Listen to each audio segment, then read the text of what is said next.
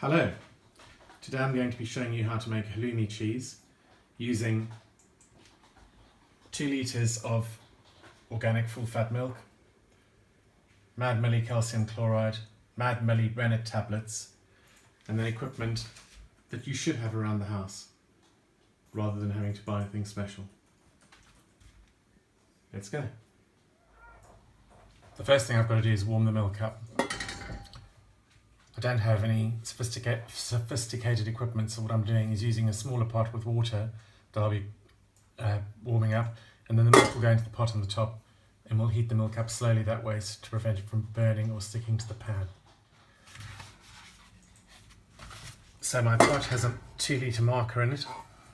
Over there, I'm going to fill the pot to 2 litres with this milk, which is homogenized milk. And because I'm using homogenized milk, I need to use calcium chloride. If you use non-homogenized milk, you do not need to use calcium chloride.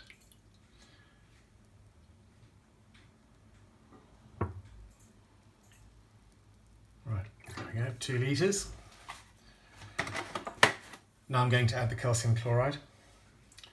I'm hoping you have one of these around the house if you've had children, because it's easier to measure calcium chloride. Mad Millie calcium chloride. Pop that in the lid, hold it tightly, turn it upside down,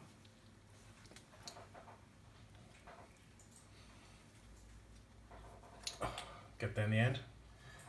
Right, I'm going to go ahead and add the calcium chloride. 1 milliliter for 2 litres of milk. If you were making double the batch, you double the quantity.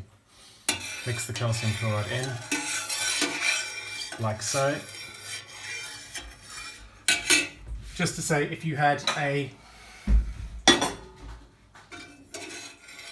dropper or a syringe at home, you could use that instead of the Nurofen syringe. Right, I'm now going to light the ring and we'll start warming up the milk. We're looking for a temperature of 45 degrees. I'll try and get the thermometer position so we can see that in a sec. Okay, I've sorted out the thermometer. It's gently starting to heat up.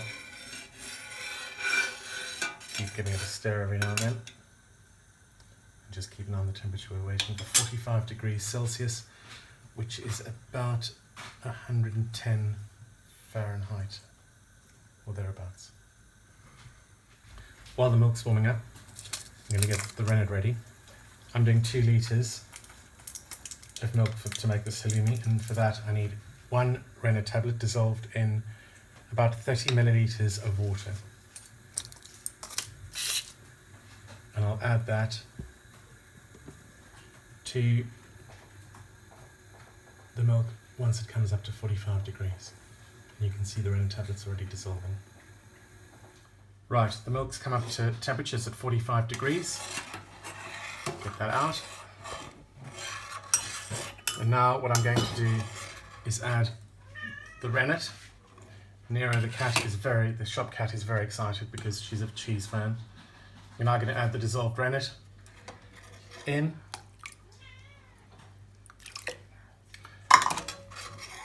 And mix it up.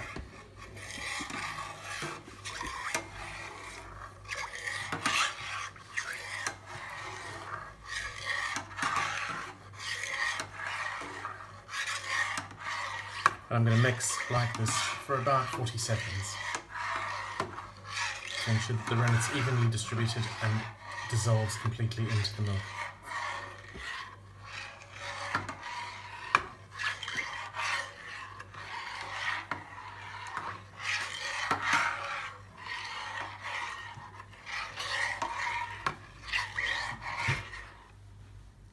That should do.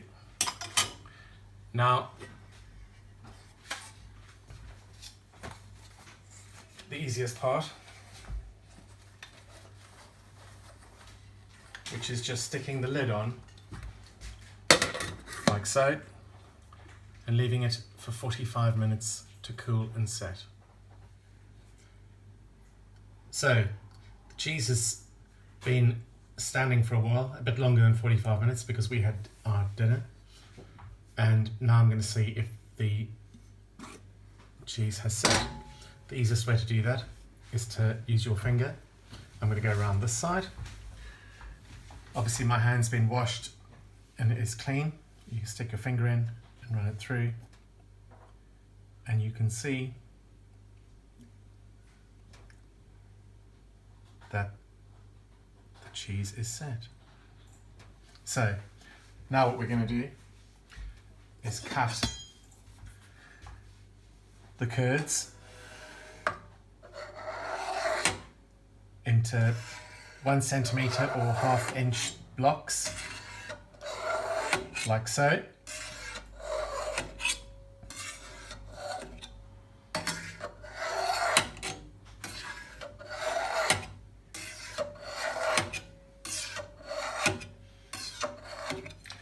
And then the other way.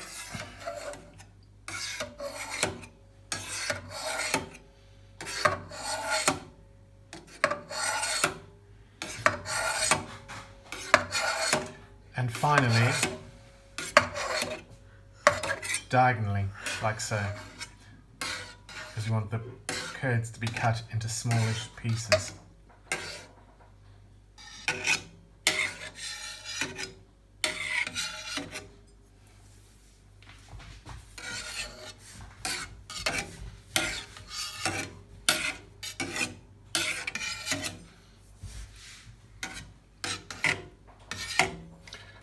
Now what I'm going to do is gently, very, very gently,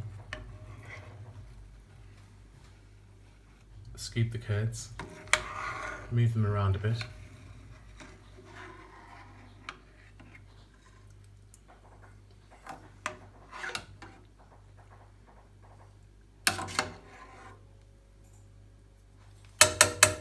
And now I'm going to leave them for 5 minutes to rest, with the lid back on again. See you in 5. So the curds have been resting in the whey for 5 minutes, and now I am going to heat this up to 30 degrees whilst I'm stirring it, and do that over a 20-minute period, so it's very, very slow. It's over direct heat. I'm not using the water bath anymore, at a very, very low heat. So, here we go.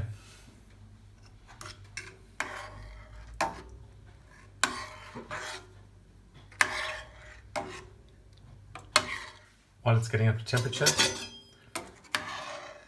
I'm going to cut any curds that are still a bit big, that haven't had the diagonal cut through them, into smaller bits, so that they're all much smaller and easier to manage.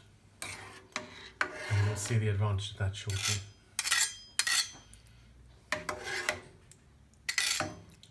So this has been going for about 10 minutes now, and as you can see, there's still a few curds that I need to cut. The curds are getting smaller, and they're doing that at this 30-degree temperature because they're releasing more and more whey. And what we want is the curds to be as firm and full of body as we can. So that's what this process is doing. And we're about 10 minutes away from stopping, and then the next part of this process. Right, 20 minutes have passed. Curds are much smaller, as you can see. A lot of whey has come out. Now I'm going to again leave them to rest for 20 minutes to let the curds sink to the bottom of the pan, and then I'm going to drain the whey, and that'll make it much easier, and you'll see what I mean when I do that. See you in 20. Right, the curds and whey have been resting for 20 minutes. Now I'm going to strain the whey. Well, strain the curds from the whey. I'm keeping the whey, I'm saving it. As you can see, there's a pot below, because I'm going to reuse the whey shortly, and you'll see why and how in a minute. Now you'll see why we rested the curds. They're already starting to bond together, as you can see. The resting is very, very important, and helps with cheese making. Give a very strong bodied cheese.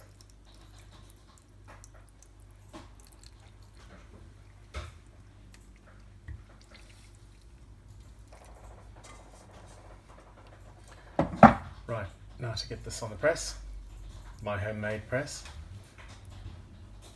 and get the halloumi made. So the curds are now in the colander, in the cheesecloth, the whey is below. I'm now going to lift this up, try and get some more whey out, as you can see.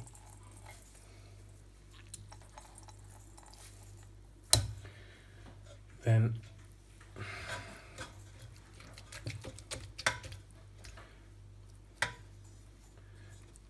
cover the cheese.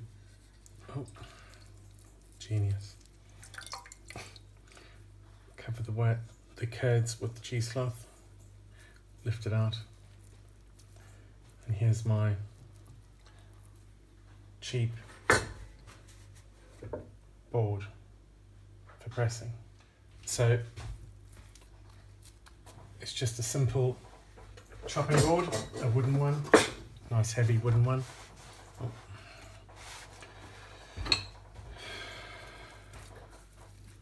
Open this again, press down a bit, flatten it out a bit, because I want it to be about 4 centimeters thick when I do this, about right, like so. Pop it over. And now I'm going to put another chopping board on top. I'm going to use my bottle of distilled water as a weight, which is about 4 litres, so about 4 odd kilograms. And I'm going to leave that for 10 minutes and see how it goes. Okay, see how it's doing.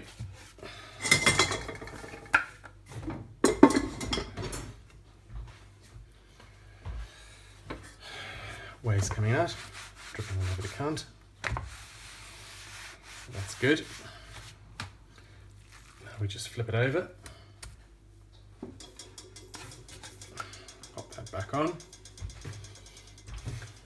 Put that on. And now we're going to leave it for 20 minutes. So the cheese has been pressing now for another 20 minutes. Take that off. Take the board off.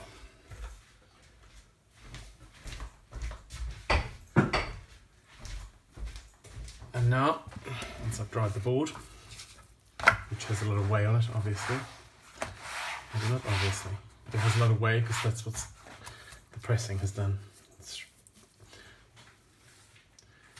And there is, well, it's not halloumi yet, it's just curds. Now I'm going to cut it up into the sort of sizes I'm looking for. Something like shop board.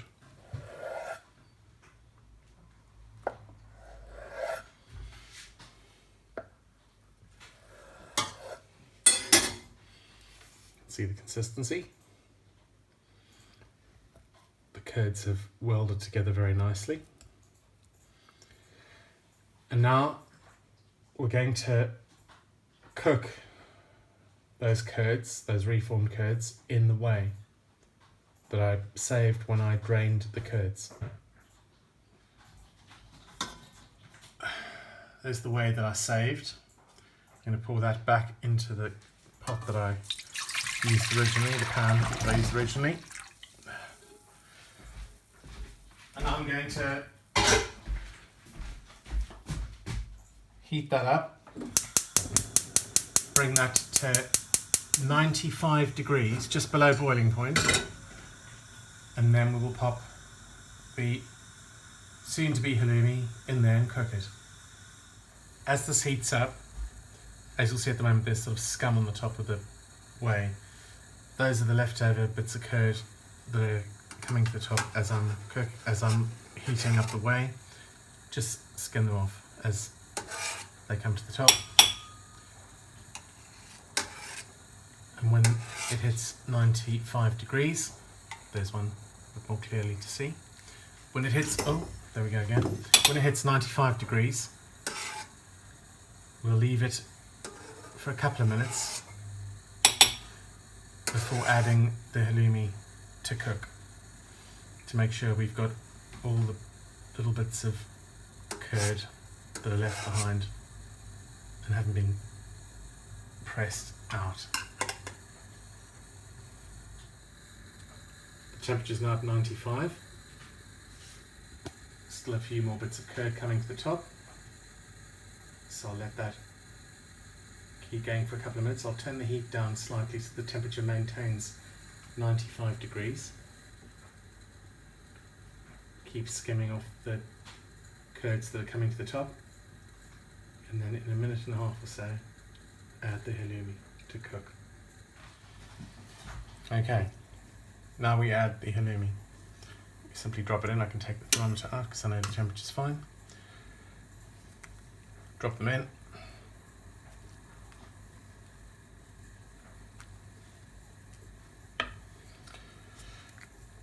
How long do they cook?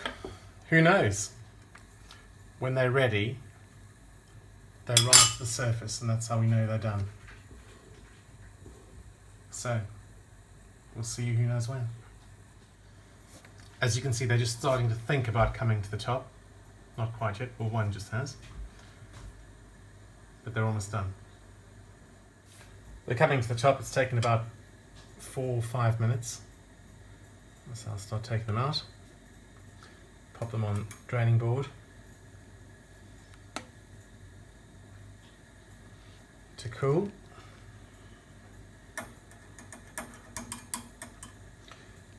Once I've got them all out, I'll add a little bit of salt, just a small grind, not too much.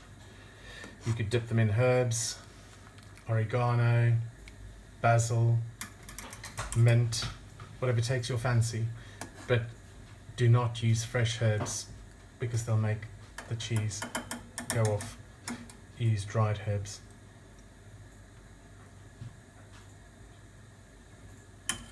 And there we go.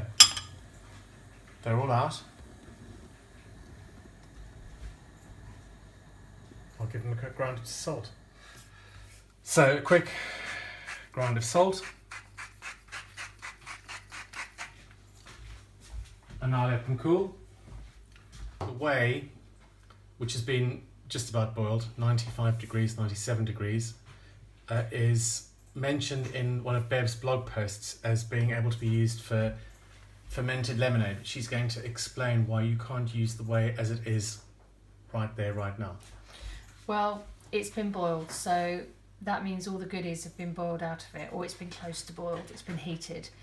So if you want to use whey to ferment lemonade or orangeade and some of the other recipes I have on the blog, then you need to take a bit of it out before you boil the rest. Because you can't use it for that otherwise. However, you can use this whey for other things. You could boil rice in it.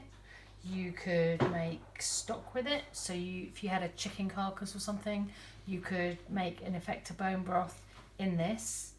And you can use it in bread recipes as well instead of the water. It won't add any fermented goodness, but it will add that interesting sort of cheesy twang to whatever you use it in, so it isn't wasted. And it's a good thing to find things to cook with whey, because whenever you make cheese there's masses of whey left over, as you can see.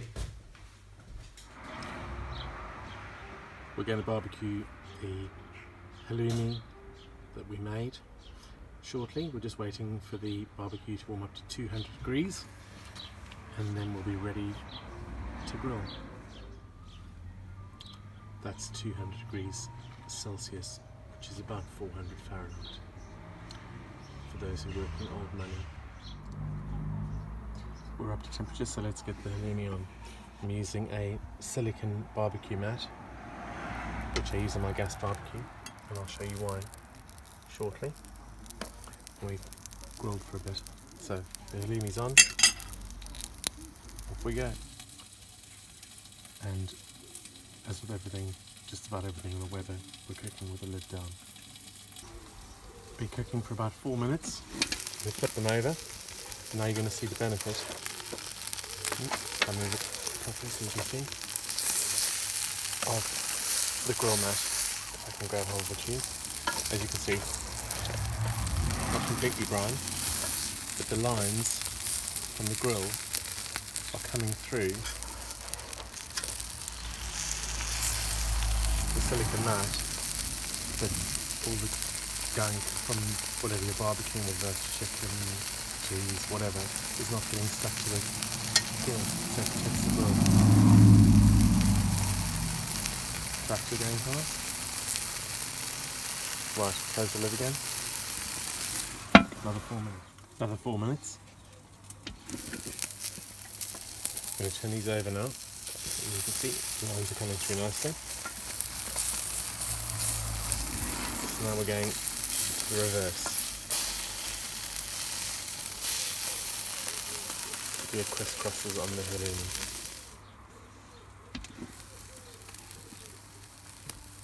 Three minutes this time. If you're cooking directly over, it could be cooking on direct heat, as I am, but without the protection of the mat. Keep an eye on more like 3 minutes. So we're getting,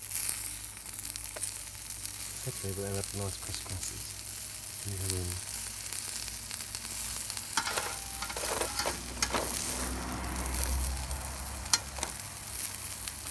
Look down. See you in 3 minutes. 4 minutes later.